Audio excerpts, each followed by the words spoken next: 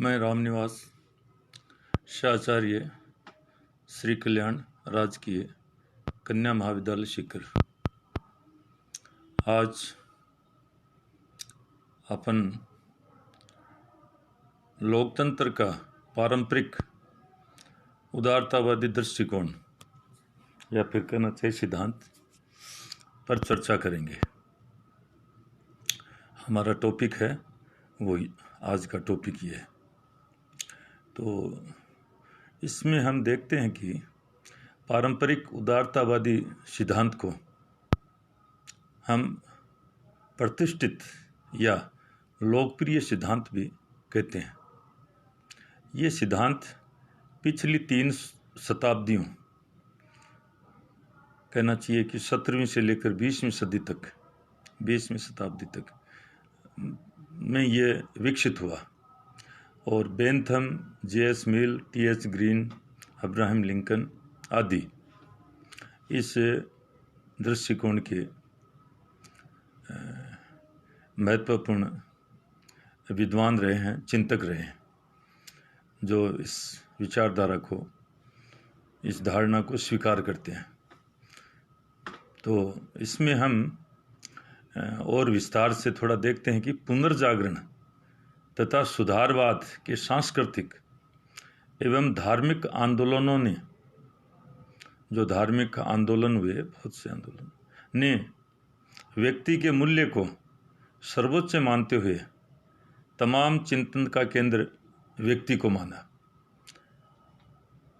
हम एक एक कर थोड़ा थोड़ा जो चिंतक हैं, विद्वान हैं, उनके यहाँ पर विचारों को आत्मसात करने जा रहे हैं। मैं थोड़ा थोड़ा उनको आपके सामने रख रहा हूँ। हाफ्स ने राज्य व सरकार को व्यक्तियों के आपसी समझौते का परिणाम माना है।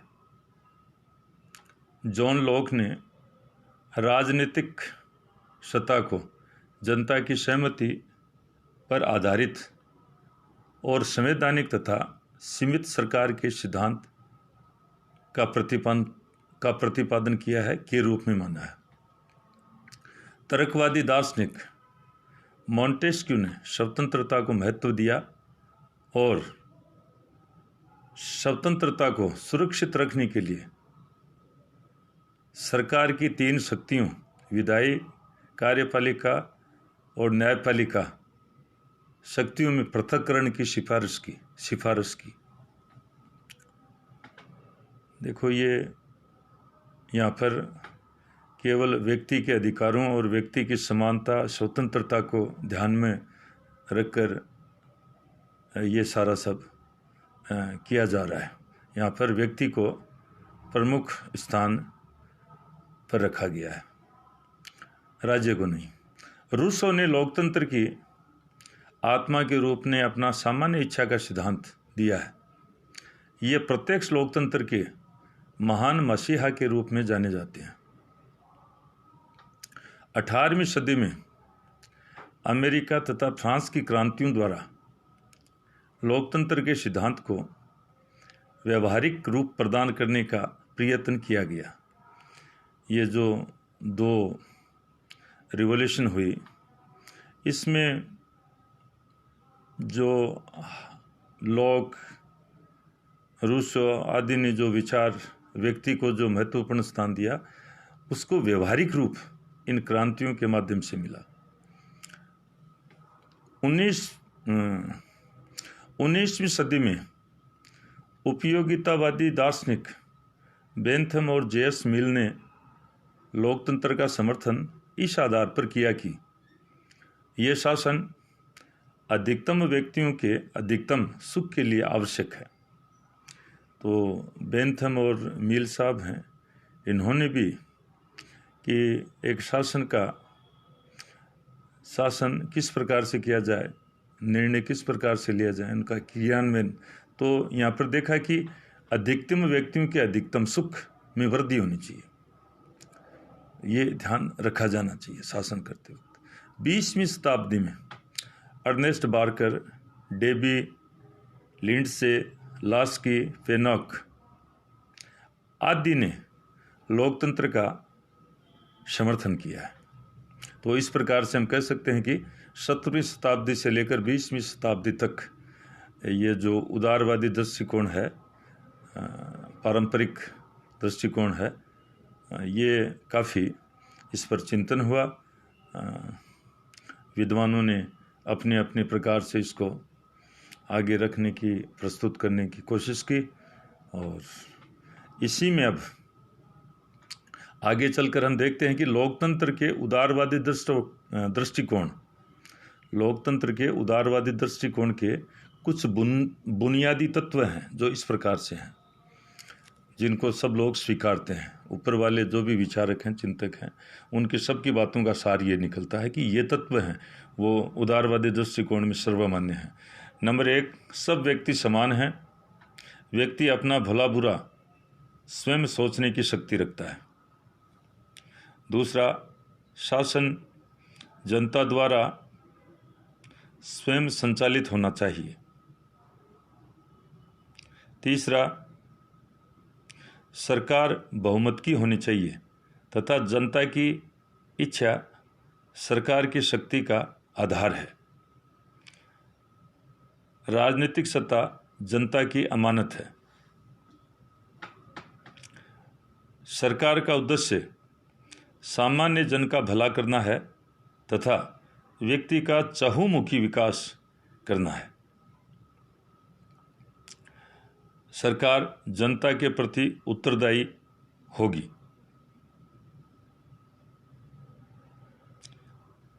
सरकार सीमित होनी चाहिए। जनता के विचार एवं अभिव्यक्ति की स्वतंत्रता होनी चाहिए। लोकमत का सरकार द्वारा आदर किया जाना चाहिए। तो ये जो तत्व हैं वो इस दृष्टिकोण के अंतर्गत इनको हम मद्देनज़र रखकर ये दृष्टिकोण सिद्धांत है वो आगे बढ़ता है, इसको लेकर चलता है। तो ये जो बातें हैं वो सारा एक व्यक्ति को लेकर ही, व्यक्ति की स्वतंत्रता, समानता, अधिकार जितना भी जो है वो व्यक्ति के कल्याण, विकास, उसकी को किस प्रकार से उसका जीवन है वो सर्वांगीण बने, उसके तहत है। तो व्यक्ति यहाँ पर साध्य है और राज्य है और संस्थाएं वो साधन मात्र हैं। इस प्रकार का इसमें देखने को मिलता है। इसमें हम अब इसकी समालोचना कह दो, आलोचना कह दो वो यहाँ पर लेते हैं। तो लोकतंत्र के इस उदारवादी दृष्टिकोण की आलोचना निम्न आधार पर की जा सकती है, और वो पहला है, इसमें ये सिद्धांत राजनीतिक समानता पर बल देता है, जबकि राजनीतिक समानता जैसी कोई चीज़ नहीं होती है। प्रत्येक समाज में कुछ विशिष्ट वर्ग होते हैं। चुनाव हो या न हो, शासन उन्हीं का होता है। तो ये जो हमने राजनीतिक समानता की बात की थी, ये आलोचना में कहा जाता है कि भाई वो है नहीं, चाहे चुनाव हो न हो, सदैव से कोई एक एलिट क्लास होता है, तो शासन करने की शक्ति प्रत्यक्ष अप्रत्यक्ष उसके हाथ में होती है, चाहे आप सैद्धांतिक बातें कितनी करो। अगर दूसरी आलोचना, ये सिद्धांत शासन का संचालन जनता द्वारा मानता है, जबकि जनता का राजनीति में हिस्सा लेना लोकतंत्र को भीड़तंत्र में बदल देता है। आलोचक कहते हैं कि यदि लोकतंत्र को बचाना है तो जनता को शासन से दूर रखो। जनता द्वारा राजनीति में अधिक अभिरुचि लेने से राजनीतिक व्यवस्था का संतुलन बिगड़ जाता है। तो ये कह रहे हैं कि शासन का संचालन जनता के द्वारा हो तो ये संभव नहीं है, और जनता का राजनीति में हिस्सा लेना लोकतंत्र को भीड़तंत्र में बदल देता है।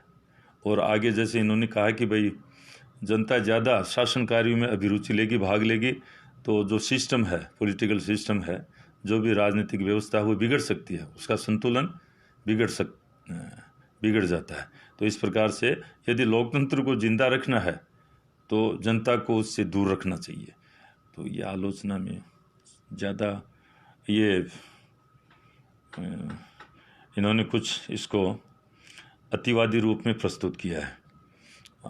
तीसरा, लोकतंत्र का उदारतावादी सिद्धांत मूल्यों तथा आदर्शों पर अधिक ध्यान देता है, राजनीतिक जीवन की वास्तविकताओं पर कम।